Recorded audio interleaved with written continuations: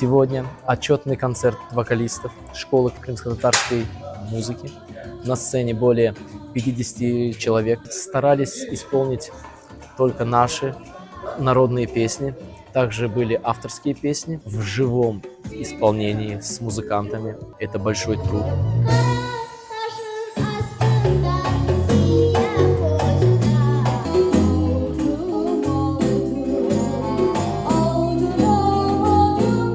Заниматься музыкой было моей мечтой с детства.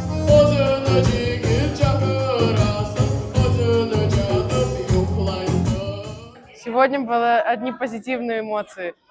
Не могу описать словами, насколько я был рад. Мен пек сүйемерімға.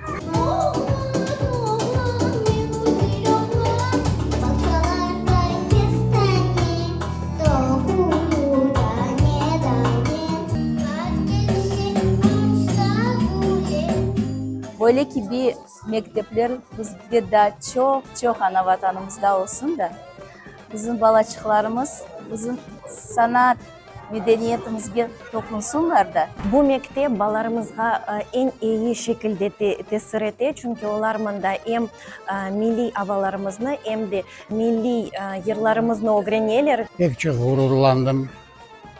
Canım açık oldu. Ben bileyim ki bularını koydan son, bizlerden son geleceğimiz bulardır.